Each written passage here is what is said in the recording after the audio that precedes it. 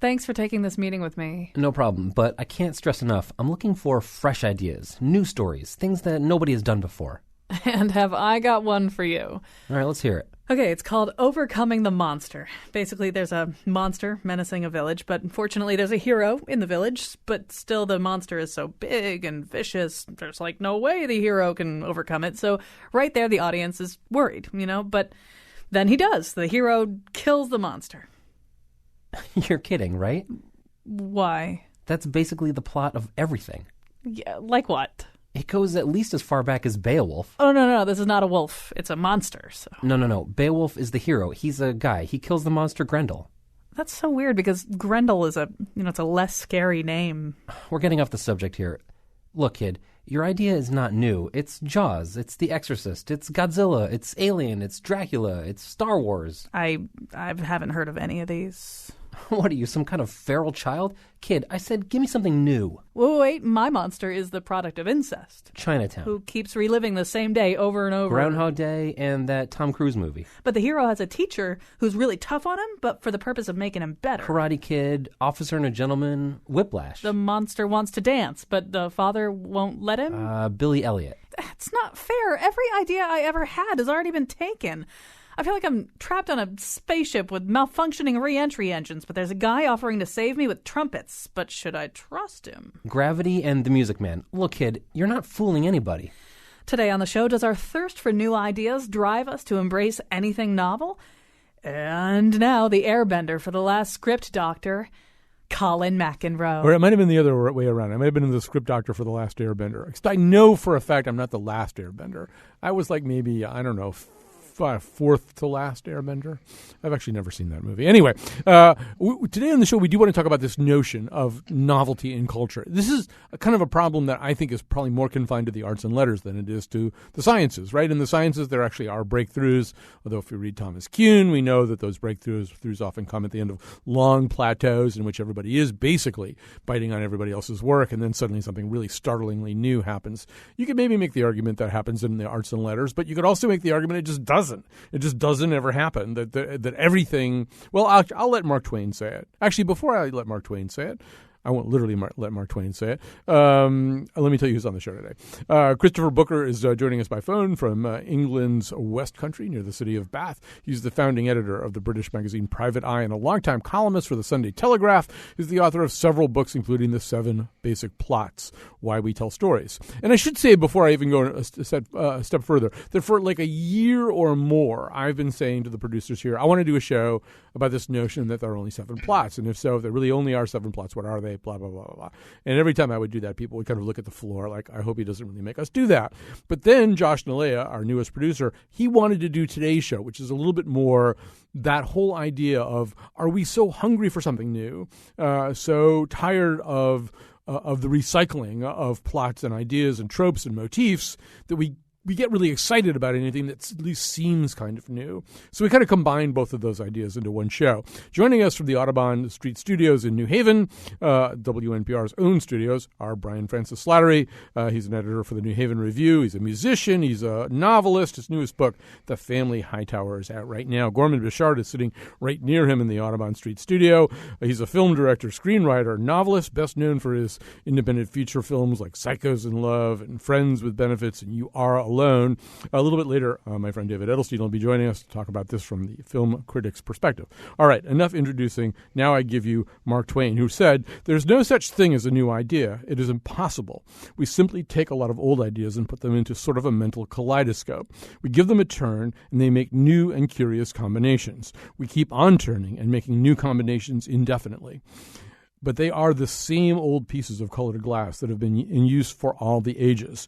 So Brian Slattery, at the risk of putting an overarching cultural theory into your mouth, that sounds like something you would say. I mean, to me anyway. It sounds a little bit like one of your basic theories about culture, that if you think you have a radically new idea, chances are you just don't understand the ideas that it's based on. Yeah, I mean, I'm certainly happy to be on Team Twain for that one. But no, I mean, I definitely agree. I think that, as you know, I always go to music, and music is one of those great places where it's, it's one hybrid form after another that feels very fresh when the elements are recombined. And I mean, I think though that you can kind of have it both ways. I don't think it's fair to just point and say, well, hey, all he did was take a bunch of old stuff and recombine it, and that's not really new. Like, I think there's some real value in that recombination. If it strikes people as new and fresh, then to some extent it is. But that said, I mean, there is always, I think, that sense of what seems new to you is somebody else has been listening to it for 1,000 years. The first time you hear Chinese opera, it's new to you, but it's an ancient tradition. But yeah, and I think Twain's with you. He says we give that kaleidoscope a turn, and it makes a new and curious combination. That's, in fact, I think his endorsement of that is art. Although, Gorman Bechard, before we plunge with Christopher Booker into this whole question of 7 basic plots, one thing I've heard you say, one of the advantages I have on this show is that I know quite a few of the guests fairly well. I've heard you say in the past that in movie making, plot is so structured and formalized that a lot of times, to your wife's everlasting annoyance, if you're watching a movie together on television or something, you can actually tell her within 5 minutes or so when certain pivotal moments are going to occur. Flesh that out for us. I think it goes down to it is the same story over and over again, especially when you're talking about Hollywood features. Occasionally, an independent film will bring in something new and unique, and that's when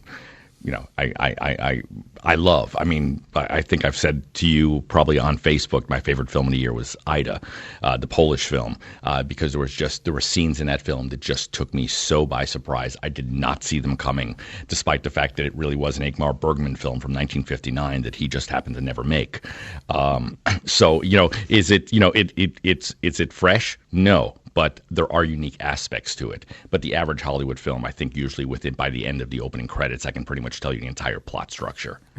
And I mean, I'm just going to press you on that a little bit more. So in other words, within the world of screenwriting, there are terms of art about certain things that have to happen. Yes. And within the industry, those things have to happen within certain time intervals. Oh, absolutely. You have to have your plot point at the end. Your plot point that gets you from the end of Act 1 into Act 2 basically has to happen at the 27-minute mark. And very honestly, if you watch a Hollywood film, usually between 26 and 28 minutes, it is there. If it isn't there, if it goes beyond to about 35 minutes, usually you've lost interest in the film. And unfortunately, that sounds extreme, but it's so true. All right, so Gorman's talking about movies. Brian is talking about music and, by implication, the rest of culture. Christopher Booker's joining us, too. As I say, his book is called The 7 Basic Plots. This is something an idea that I've heard variants of it lots of times, but he, as they say, wrote the book. So, Christopher Booker, first of all, I mean, how literally do you mean us to take the phrase 7 basic plots? There are only 7 basic plots. How absolutely do you expect us to accept that as a truth? Colin? Yes, hi, you're on the air. Hi. Yeah, I've been listening to you guys with great entertainment. No, I'm not. What I'm not saying, and I make this clear right at it's a book I spent 34 years writing, so I gave it a lot of thought. And what I'm trying to say is that storytelling, which after all, one of the things that all human beings have spent a lot of their time since time immemorial doing, imagining these sequences of events. What I'm saying is, if you look very, very, very carefully in the right way, as I would say, at storytelling, what you find is that there are 7 really underlying structures to stories, which start off setting up an expectation which can be realized in a particular way until it comes to a great resolution at the end. And there are those 7 shapes which you find all the way through storytelling, right from the earliest myths to the latest Hollywood film. But I'm not saying, of course, it would be quite insane to say that every story in the world can be fitted into one of those 7 plots. What I'm saying is, if you understand how these plots work, how these shapes work, how they catch our imagination, how from the beginning we know that something is going to have to happen before we can be satisfied. You talked about overcoming the monster. It's one of the commonest and most ancient of plots. And it's not so much that the monster is threatening, this terrifying figure is threatening a community. It's not just a village, it can be a whole kingdom, it can be the whole universe, as in Star Wars. You know that in the end, if you're watching Star Wars, he's taken the princess captive, and you know that what's going to happen is that Luke Skywalker and his mates are going to have to slay that monster. and you know that that's the only way this story can end satisfactorily. So what I'm saying is that once you start looking at stories in this way, and the basic plots which I'm talking about are amazingly detailed in their structure, and you can find hundreds of examples from every age, what you're looking at is the language of storytelling, which will then enable you. It's the door. It's the door to the underworld, which can see what's going on underneath, which is what fires our imagination, which has inspired thousands of individual stories. Some stories have got several of these plots going on at the same time. Lord of the Rings is one of the few stories which has all 7 of the plots in. But the point is that what you're looking at is the language in which storytelling comes up from our unconscious. The unconscious of the storyteller taps into the unconscious of the audience or the reader, and that is what enables you to see why is it that the human race, since the beginning of time, has, as one of its main preoccupations, liked to let each individual human being has been entertained by, instructed by, illuminated by the pleasure of seeing a pattern unfold that they sort of unconsciously recognize. And why is it that we have this capacity to imagine things that have never happened, or, imaginary events? What purpose is this serving? What evolutionary purpose is this serving in the life of the human race? That's the basic thesis. So, Christopher Booker, I'm going to play a game with the other 2 guests. You have not been prompted on this, but I'll give them your other 6 plots, and they can just give me their examples. So, the next one on the list, Brian, you go first, is Rags to Riches. The poor protagonist acquires things such as power, wealth, and a mate before losing it all, and then maybe gaining it back upon growing as a person. Although I think there's actually sort of a variant to that. So give me your favorite Rags to Riches plot. This may be unfair to do to guests. The Godfather. Okay, perfect.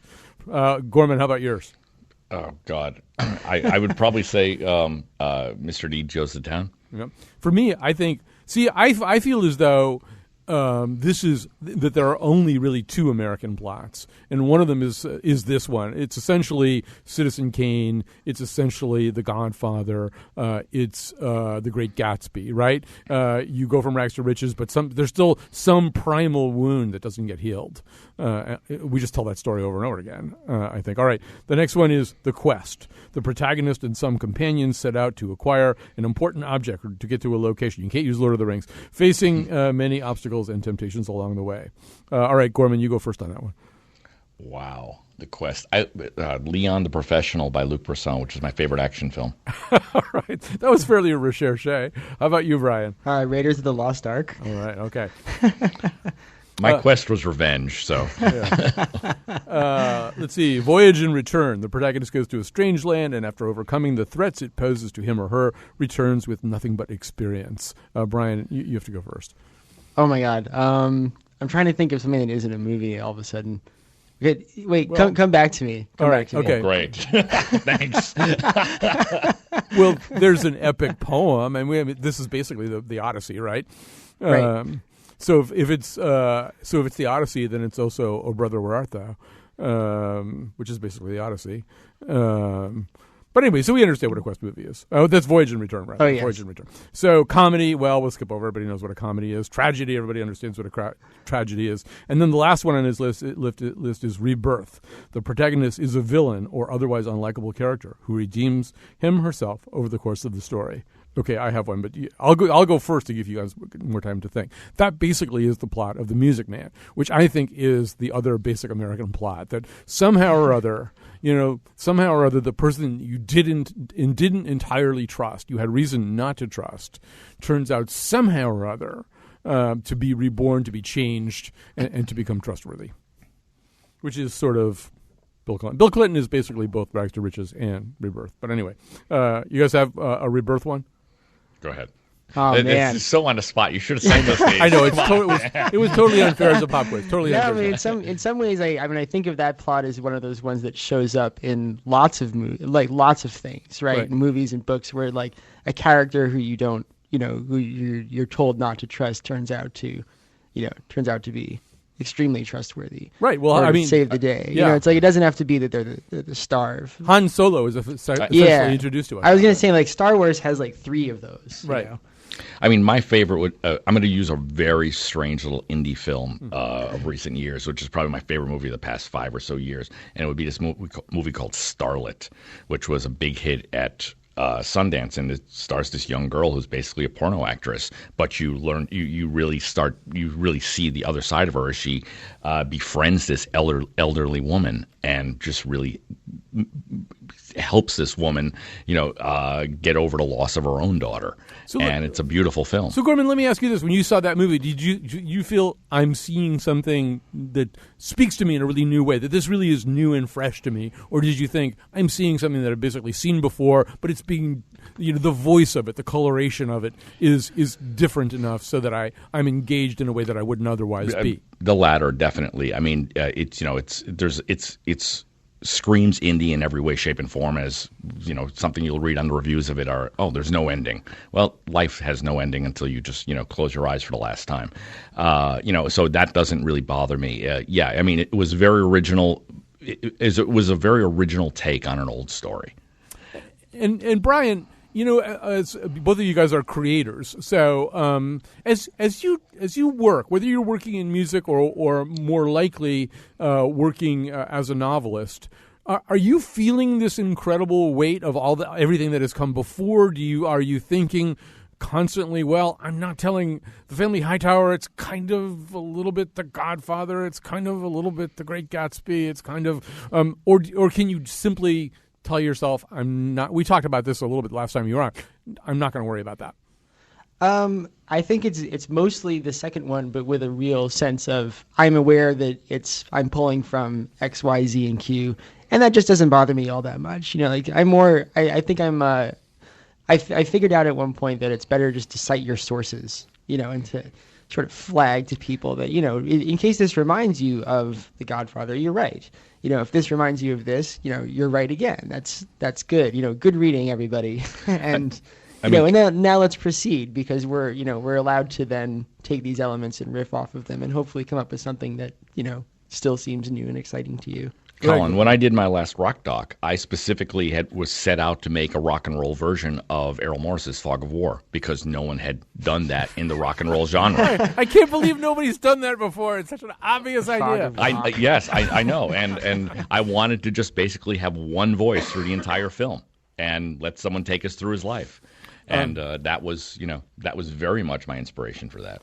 So, Christopher Booker, there must be a certain amount of pushback that you encounter writing a book like The 7 Basic Plots, Why We Tell Stories.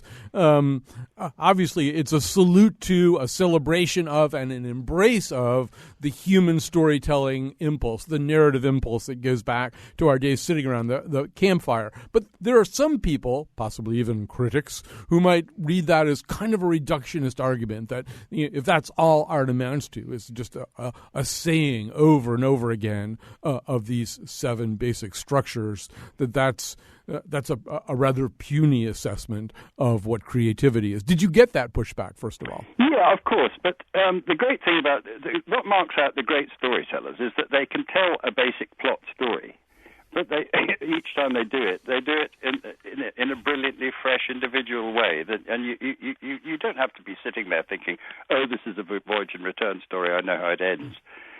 What you think is a wonderfully entertaining story, and at the end of it you say, yeah, that was a really good version of the voyage and return story. It was a really brilliant comedy.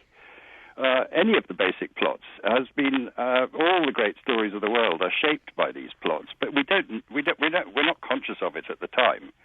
What we're seeing is the fact that a really good storyteller, whoever it is, a movie maker or whatever, is using an underlying structure to dress it up in entirely new clothes, and that's what grabs us.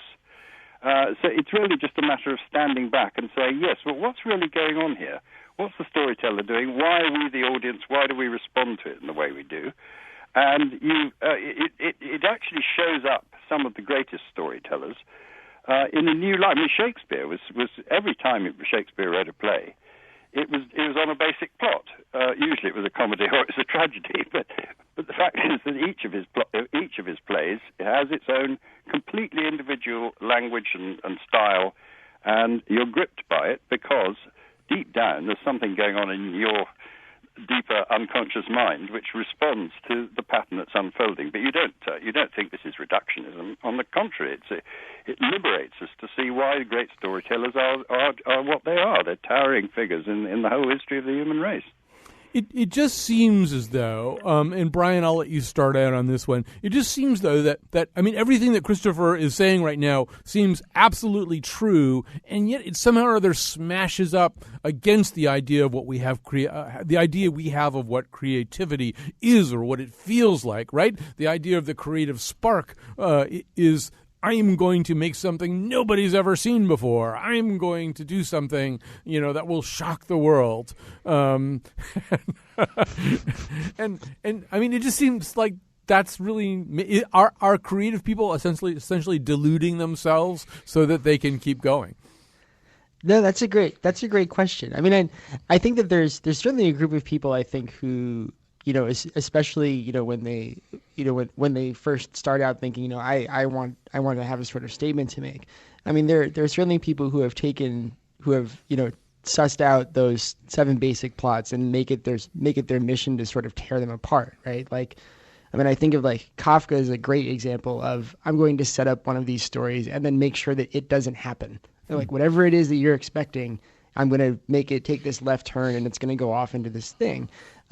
And, on one hand, you would say, that's great, you've exploded this storytelling form. But on the other hand, you could also make the argument that that's just another version of that same story, and playing with the same set of expectations, and it's also what makes them very satisfying, and then, so I don't think that, I can see how, and I think when I'm now the ripe old age of 40, but I remember being a younger, angrier person and having that same sense of like, there's got to be something new to do out there.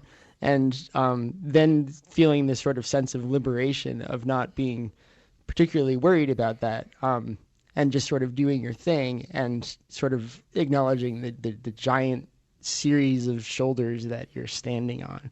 I think you can see the most obvious place where you can see where the other impulse play itself out. That impulse of somehow or other rejecting those shoulders and trying to do something new is in the fine arts. Just walk through a museum in chronological order. Really, at a certain point, the reason that there is a Barnett Newman or a Cy Twombly or a Motherwell or whatever, and then from there on to Saul LeWitt and Carl Andre and conceptual artists, is that artists did essentially say, you know what? I really do have to try to do something that isn't the last guy's thing. And in some ways, that's the complaint people wind up having. Go ahead. I think there's also a way that, I mean, especially in the last few years, people have sort of, I think, but this has probably been true all the time. Now that I think about it, but there's always that sense of like, yeah, well, these stories have been around forever, but what does it mean to us now? And I think that like that sort of question of like, what does it mean in our modern context is what constantly makes, these older ideas ready for refreshment. Which is why House of Cards is essentially Richard III. Let me take a call from Michael in Cheshire. Hi, Michael. Hi, Colin. Thanks for taking my call. I wanted to say that it seems maybe just a little bit in the conversation we're sort of conflating novelty in terms of thematics and novelty in terms of style. Because although I would agree with the notion of 7 basic plots, I think you definitely can in the art still have novelty in the way that we people seeing things in a different way, using materials that have been around before. One of the things of hip hop, for example, right? I mean, at least for me, when hip hop came out, I'd never heard anything quite like it. I mean, it may be that it's based in funk or the blues or whatever. That was a totally different way of experiencing the world. Same thing in terms of film, say like Wings of Desire. I mean, I don't know. For me, when I first saw that movie, I had never seen anything quite like that. Back in 1987. I once had a professor in college who said that, styles change when there's something new to say in terms of perceiving the world in a different way, based on different influences that have come in. So one thinks of James Joyce with sort of a new epistemological approach and also the influence of the unconscious and, combining history and Eastern philosophy, et cetera. So I think that with the way things are going today in terms of the way people communicate in blogs and, using our cell phones, who the heck knows, 10, 15, 20, 30 years down the road, what kind of novelty that might produce. I'm trying to decide whether I think Gorman loves Wings of Desire or hates Wings of Desire. It's one of the two. I'm going to go with hates. Oh no, I love Wings of Desire. Oh my God! Roll the dice, and I got it wrong. Probably in my top 20. But his point, Gorman, is I assume what keeps you going, right? And in other words, why keep making new art? Probably exactly because of what he said. Well, in my case, what keeps me going is I really like telling stories, but I do try to find fresh takes on old genres. Like I said, when I made everything, I knew I was basically ripping off Fog of War, but I was trying to do a rock and roll, fun, completely different fresh take on it. When I did Color Me Obsessed, I was like, I know that there have been talking head documentaries, but they had never really been done for rock bands where you never heard any music and never saw the band, and you had everyone else tell the story. It was sort of like taking the whole, oral, the oral stories that you read in books and doing the film version of it. So I think it's for me, it's always like trying to find a new take on it. But I realize that I'm still recycling all of the old versions, but trying to put them together in a different way. Trying to even sometimes put puzzle pieces together that don't actually fit, but might just be interesting. We're going to take a break. Matthew tweets to us, I think we fetishize the new to our own detriment. I'll take the well-wrought over the never-before-done any day. We'll take a quick break, and we'll come back. I want you, not something new, is what she said. And he lifted up his head, looked her in the eye, said, I think I understand. For the first time in my life, that it's all been done before, and it's all been done before. Ain't it beautiful? It's all been done before.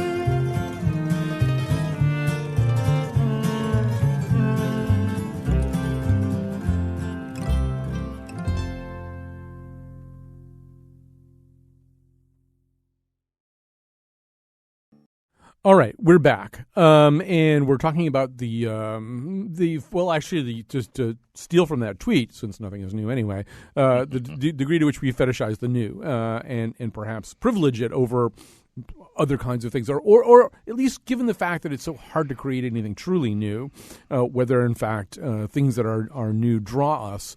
Although, and I should say our guests right now are Gorman Bechard. Get on Kickstarter and check out his documentary, his plan for a documentary about Lydia Loveless. He's made many other rock documentaries as well as feature films as well, and written novels. Brian Francis Slattery, musician and novelist, and Christopher Booker, about to rejoin us in a second. He's the founding editor of the British magazine Private Eye and the author of the 7 Basic Plots, Why We Tell Stories. So the argument could be made that, and Brian, I'll start with you, that we really don't want new things that much, or at least when given new things, we tend to flip out. And so 1913 is the most off-cited example. You've got for Stravinsky's Rite of Spring, which not only in terms of its music, its choreography, its costumes, it just blew people's minds, but not in a good way, right? The audience went nuts. There were fist fights.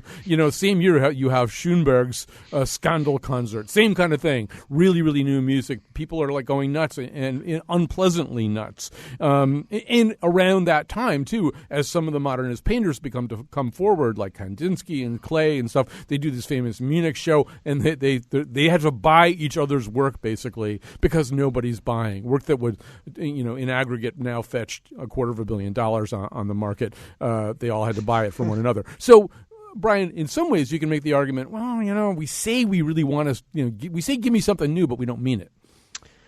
I feel like I have this conversation all the time, because people will say, Hollywood movies have become so formulaic and that yada, but then, millions of people go see them and say that they like them, all of that sort of thing. And, I think that this is one of those moving targets for me. I think it's, if you ask me tomorrow, I'd have a completely different answer to the question. But I think there's probably a sense of, people like things to be kind of new. they also want sort of a guide. And the more new things you throw at somebody, the more that they want a guide, to sort of help them through it. Whatever that is, whether it's in a book, maybe it's a character, who you get to ride along with.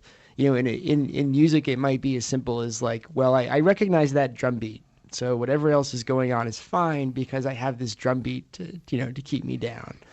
And I imagine that a successful artist is or the art that seems to me to be successful is the stuff that sort of gives you a sense that there's something very fresh going on, but also some way to sort of like get into it and navigate it and then get out of it again. So Rothko is saying, well, this is red. You know about red, right? You recognize red. Red is, yeah, you can cling to that anyway. You know this color. You've seen this color before. Right. So Gorman, insofar as, first of all, in the past when you have dealt with the most commercial end of the movie making business, I mean, we know how those conversations go, right? I mean, everybody's interested in the last successful thing, I assume, and nobody's interested in the new thing. Right. And it's always bringing it back to the same old thing, especially when you're dealing with Hollywood. I finally started calling them idiot notes because you take any fresh idea and you would just like dumb it down to the lowest common denominator. I honestly, having taken many meetings in Hollywood,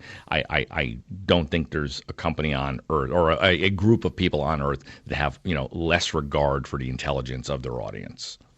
But even then, right? Sequels. Eventually, you've made one too many sequels, right? When you've made your first sequel, you've made one too many sequels.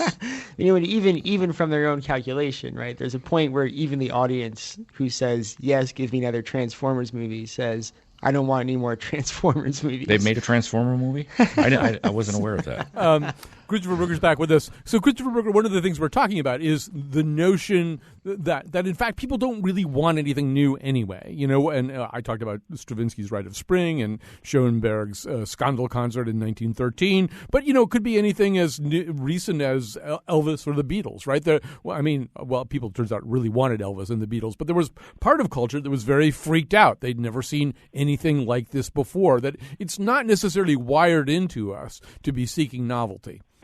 No, I'm old enough to remember the shock of Elvis, and it's one of the big moments of so many people's lives, including mine.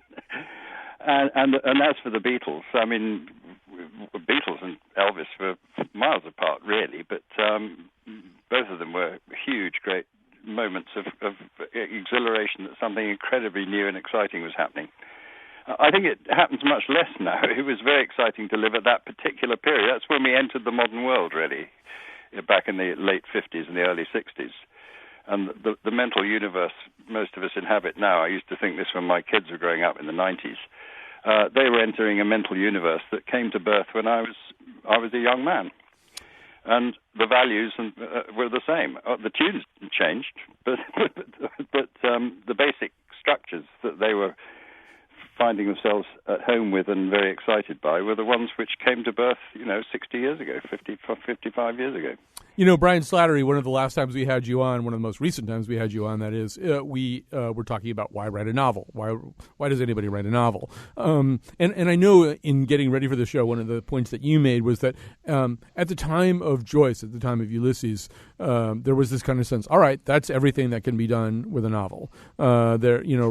This is like, not, what else could you ever possibly do? The final statement has been made. And that changes too, right? The reality is that there may only be 7 plots, but there are so many different artistic forms. Yeah, but even that's a great case to talk about because you say there are so many forms, but one of the reasons that Ulysses felt like maybe this is the end of the novel is that he seemed to have done so many of them in one book. It wasn't just that he wrote one great book; it was that he wrote one book that seemed to have 50 other great books kind of like shoehorned into it, and for a couple of decades that there was a sort of general sense of, well, here's this guy who sort of dropped a huge bomb on the novel, and what do we do except kind of sort through the pieces, but in time that even that changed. There's a famous essay if I remember right, called "The Literature of Exhaustion," that was talking about how Ulysses had kind of left not too much to do afterward. And then, a couple of years later, the Latin American literature got very popular. And then there was an essay called something like The Literature of Rejuvenation about how, this other group of writers a generation later has discovered a new way into the novel, that even Joyce hadn't really thought of. And, and then everything's back on track again. I think, though, there are some recent examples. A Visit from the Goon Squad by Jennifer Egan was a beautiful example of turning the novel slightly on its ear. Mm-hmm. Yeah, although, I mean, if we parse that very much, I mean, Jennifer Egan's book, which is sort of written from multiple points of view, skipping around in time, I think we could probably, I mean, it's not jumping into the top of my head right now. I bet you we could find its antecedents pretty easily. I love that novel, but I didn't really feel like I was reading something startlingly new. Hey, we've got to grab a quick break here. When we come back, we'll be joined by critic David Edelstein. We'll be talking a little bit more specifically as we head into Oscar week about movies, and specifically also about the movie Boyhood. It's the same old story.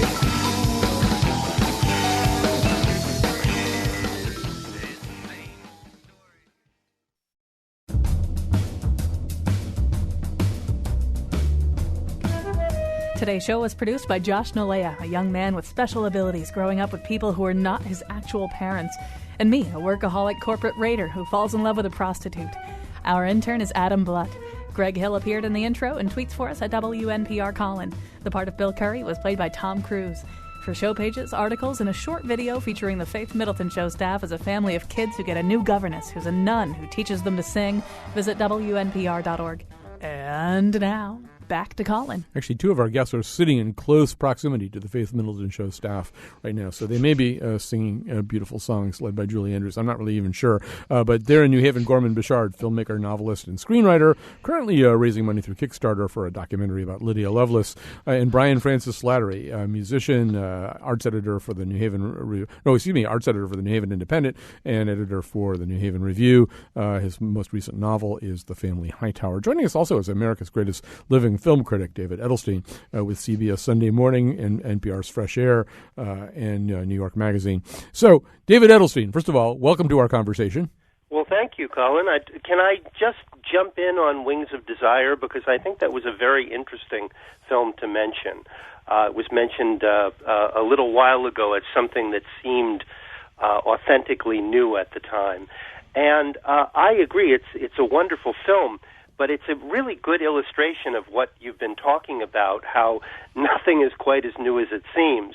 I remember that the beginning, the first half an hour of that movie, seemed very avant-garde. It was drifting around Berlin, and there were strange voices that this angel picked up. But then eventually you saw that it had a point, which was to show that society had become utterly fragmented, at which point the angel falls in love with a beautiful French aerialist and gives up his wings. And it actually turns out, despite its form, to be an incredibly conventional story. I mean, you could go back to myths of people kind of giving up, supernatural beings giving up their wings and falling in love with a mortal.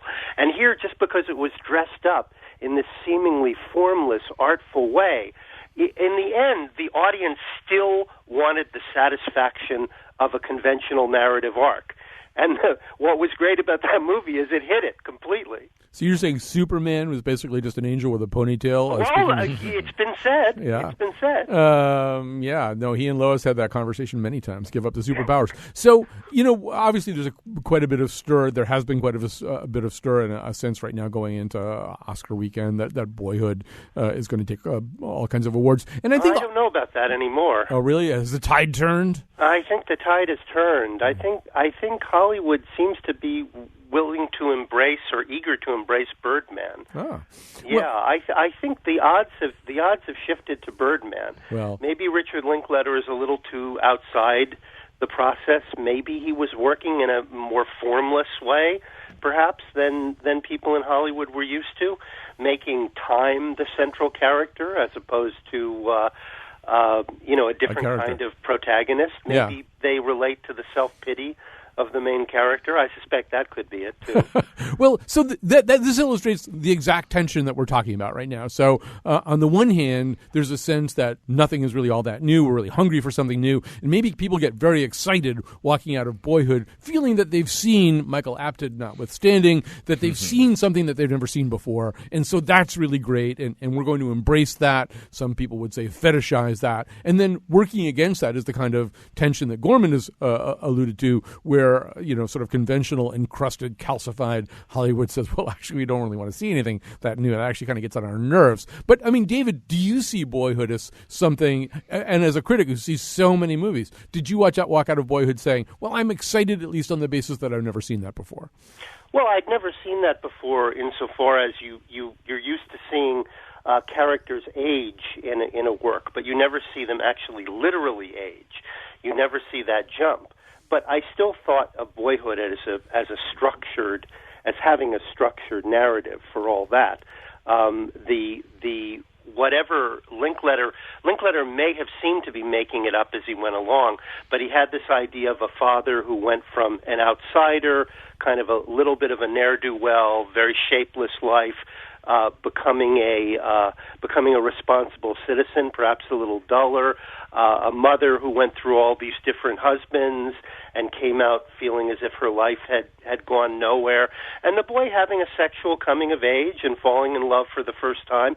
It's not, again, it's not really that new material. What was novel was the fact that, the story seemed to be evolving before your eyes. You had the illusion that what was happening was something that was happening in real life, and Richard Linklater, the filmmaker, was just checking in on life as it went along. Again, so much of the art of this, I took I was doing a story on Robert McKee, and many years ago I took his fabled story structure class, and it had all kinds of disclaimers in it. McKee is a brilliant man, but I still came away rather depressed that, he thought of commercial cinema, and most cinema nowadays is commercial cinema, even the indies. He really thought about it as sort of from the outside in. You need your initiating incident. You need to change certain values from scene to scene. You need an act structure. And, of course, a lot of people were novice screenwriters who were there, but also a lot of studio executives. As has been said, that a lot of them were applying Robert McKee like a cudgel to scripts that were coming in, and again, it's the art of concealment, making you think you're seeing something new, even though when it's all over, you can do an outline, quite an easy outline. Gorman, I'm just interested in getting my favorite film, Grumpy Curmudgeon's view of. I mean, how did you feel walking out of Boyhood? I felt after watching the screener. You mean? Yes. Yeah. I felt that it was a little long and meandering. I basically felt that it was an idea. I think that any independent filmmaker who had seen the Michael Apted series, there are probably 500 of us who have thought, "Wow, that would be really cool to do as a with actors," but we could never find actors with our budgets that we knew we could trust to go along for that many years. Linklater can, and I just think that it lacked. To me, it lacked a lot of structure. I found it a little bit on the meandering side. I mean, I thought it was good. It was interesting watching the kid age. But I didn't walk away from it saying this is a great movie or even one of the best movies of the year. And let me say just a word against Michael Apted here. I mean, whose work I admire very much. But over the years, a number of his subjects have come forward and said that he is distorting somewhat their trajectory because he has a very class-based bias, and his films are making a point about the lack of mobility in British society. So there's kind of a strong narrative that he's imposed on the Up series that, once again, you're not necessarily aware of as you're watching. I understand the feeling that Boyhood, may seem a little meandering. I actually think it's actually much more focused than it may first appear. Part of its art is making it seem as if it's artless.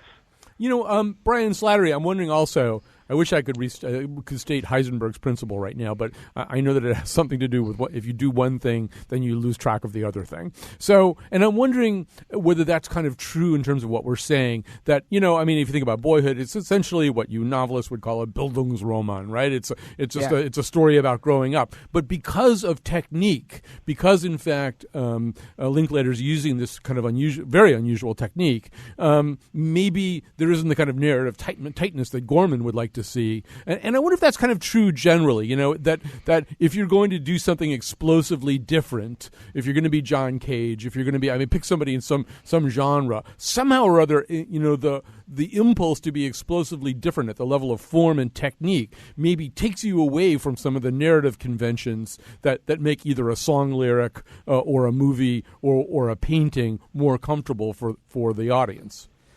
I think that whether that needs to be true, that certainly kind of does seem to be true, right?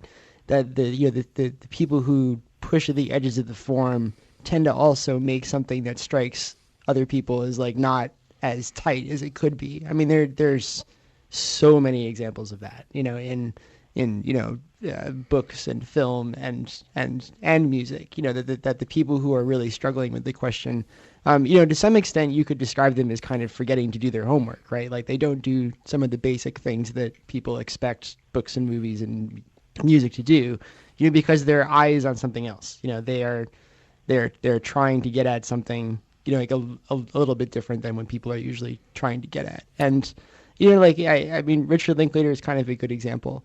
Because I think that I was talking to someone about Boyhood this week. I've found the movie to be very sweet. But the person I was talking to didn't like it very much. And one of the things that he said was, it's very difficult to relate to the character, especially the central character who seems very kind of shapeless, which is in some sense true, but I think that that's true of a lot of Linklater's movies. That he doesn't put a lot of work into like trying to make you like his characters. He's usually doing something else. David, I'm going to let you have what will probably be the last word here. But it seems to me one of the things we're talking about also is the small group of artists in any genre who are trying to find this sweet spot. There's always an avant-garde, and that avant-garde is always pushing the boundaries and not really worrying too much about commercial success. And then there's a mainstream, that is obsessed with commercial success and maybe not placing that high premium on creativity. And then there are people, the Beatles came up before. The Beatles, at the height of their creativity, were working with the most avant-garde music techniques of the moment and sometimes with the most avant-garde musicians,